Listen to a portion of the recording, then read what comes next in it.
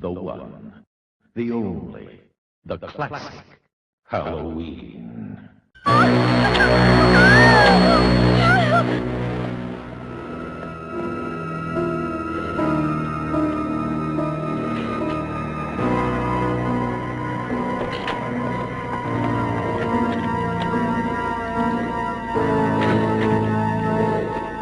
Michael? Halloween. Hey guys, today I'm going to be talking to you about Halloween. I just finished watching the movie just then, one of my all-time favourite horror films, directed by John Carpenter back in 1978, starring Donald Pleasence as Dr. Loomis, Jamie Lee Curtis as Laurie Strode, Nancy Kyes as Annie, PJ Souls as Linda, Charles Cyphers as Brackett, Kyle Richards as Lindsay, Brian Andrews as Tommy, John Michael Graham as Bob, Nancy Stevens as Marion, and Nick Castle as The Shape. Now this is just one of those seminal horror films that is an absolute classic and it still holds up really, really well today. This is how much of a fan I am. I got this entire box set. I bought it on Amazon last year and I've only just kind of decided to start working my way through it with that new trailer which has just dropped for the new movie coming out later this year. I just had my Halloween love reawoken and then I just wanted to kind of revisit the series right away. So I've got this magnificent box set here. It is an absolute stunner. It's got all the movies inside. Halloween, all the way through to the Rob Zombie Halloween and Halloween 2 remake. So yeah, there's a whole lot in the collection. So it's a really nice box set. You can see the artwork there. They're really gorgeous. So it's got the whole series all in one nice tidy little container. I've also got the steelbook which I bought last year as well. I got this initially before the box set was released, but this is such a nice collection. I just had to get it as well. I'm such a big fan of the film. Some nice artwork there on the back. And it opens up. You got a little booklet inside and then of course the movie, the 30th anniversary edition of the film. And a nice little booklet before some photos from the movie, a few stories, a few tales. So yeah, it looks amazing. So I haven't actually watched this copy yet, I don't think. I've got a pretty big collection of movies and Halloween's just one of those ones that I just kind of revisit very, very frequently. So I've also got this on Blu-ray, standard Blu-ray, which I've watched multiple times. So I don't know if I've actually cracked this one open yet. So the version of the film I just watched was remastered. So it was the best it's ever looked. It would look stunning on 4K HDR, I'm just saying. I love my 4K movies. So these kind of films, they should really get the deluxe treatment.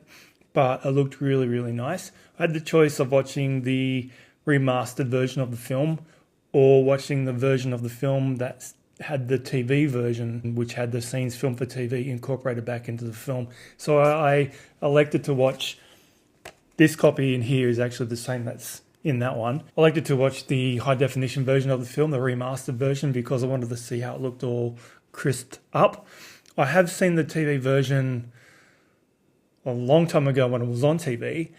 So I wasn't too familiar with that version of the film, so I did just kind of check out the footage that was inserted into the film later on. There was a scene including Dr. Loomis is talking to his superiors at the facility where young Michael Myers is kept, and they're pretty much just laying the groundwork that, yeah, he will be getting tried on his 21st birthday as an adult for the murder of his sister.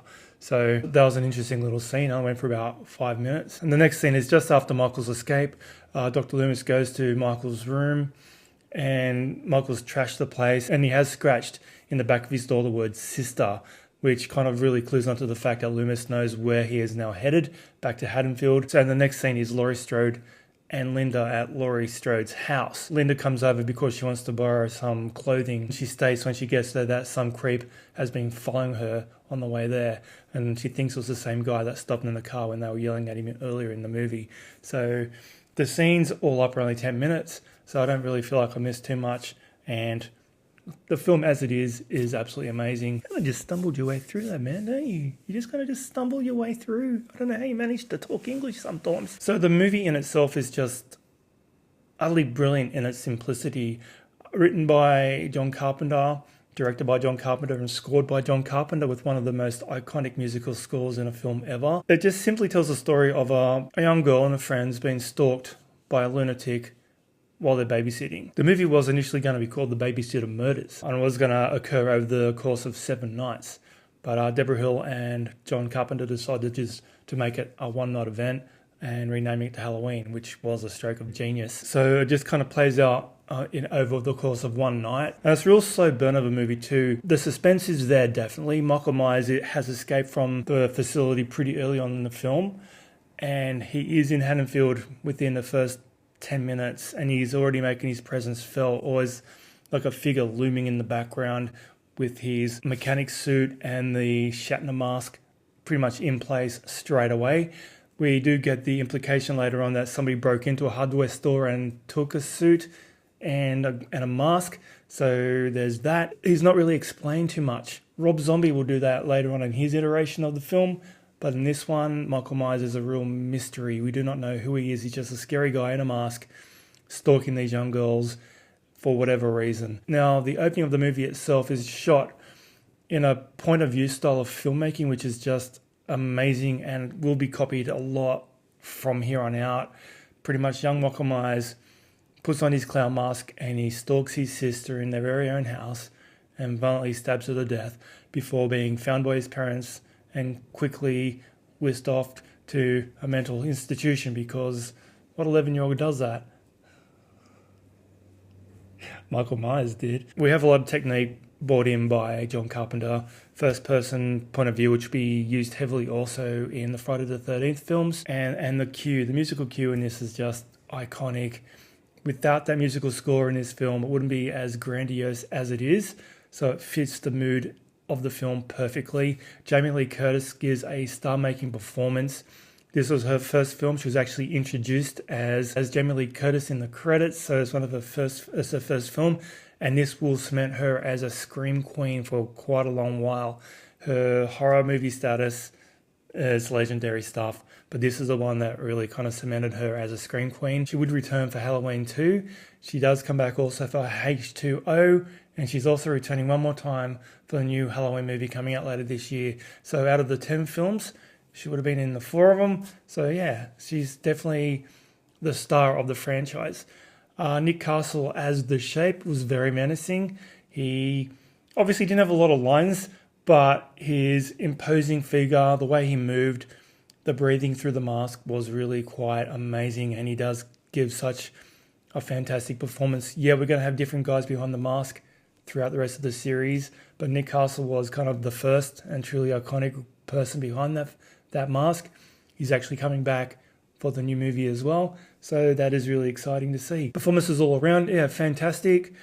PJ Souls as Linda is great. She's the blonde bimbo one, has a bit of a sex bot scene, and Annie, played by Nancy Kyes, is also quite a memorable performance.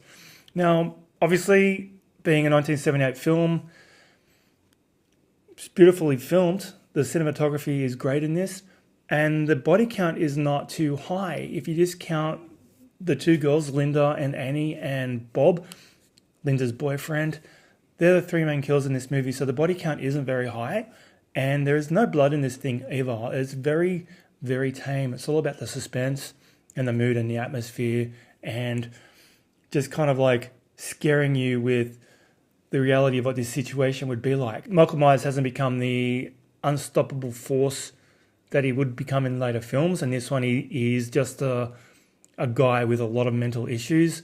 He does get shot repeatedly at the end of the film and falls from a 2nd-story window to get up and run away, but that's for another film. I really like how the new movie coming out is going to totally disregard all the following sequels from this one, so that new film will be a direct sequel to this one. So I'm glad I've watched it recently. I'll definitely watch it again before seeing that new film, but yeah, I'm really excited to see what they bring.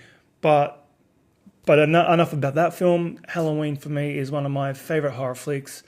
It's a true testament to the filmmaking, the storytelling, the performance, and the musical score of this thing as to why it is still so prevalent today.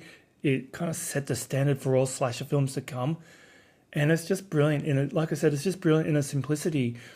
Giving Halloween a rating as a 10, easily. It's an instant, as a classic film. Even if you don't like horror movies, check it out.